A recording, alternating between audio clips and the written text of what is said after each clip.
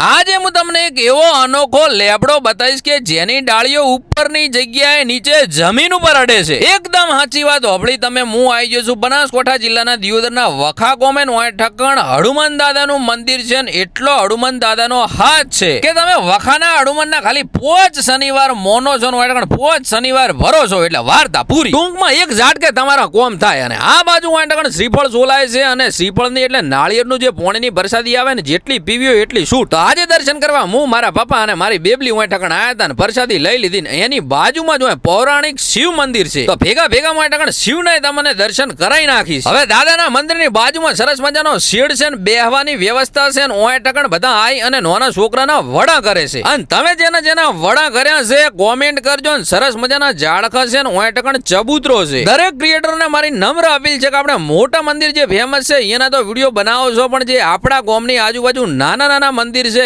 એના પણ વિડીયો બનાવો ને એને પણ ફેમસ કરો. આમ તો ભગવાન દરેક જગ્યાએ છે તમે મનથી મોનો તો. આ બાજુ પોણી પીવા માટે પોણીની ટોકી છે ને ઓય ઠકણ બધા પોણી પીવે છે ને આ જે મેં કીધું એ લેબડો. તો આવો લેબડો તમે પહેલી વાર જુઓ કે જેની ડાળા ઉપર તો જાય છે પણ એક મોટી ડાળ છે ને એ જમીને અડે છે. જુઓ તમે. અને જો તમારા ગામની પણ આજુબાજુ અનોખું મંદિર હોય કે અનોખી એવી જગ્યા હોય તો તમારા ભાઈને કોમેન્ટ કરજો. તમારો ભાઈ બેઠો જ છે વિડીયો બનાવવા હારું. અને આજે શનિવાર છે તો એક લાઈક તો દાદા માટે બને જ. અને આવા વિડીયો જોવા માટે તમારા ભાઈને ફોલો કરજો. જય માતાજી, જય હનુમાન દાદા.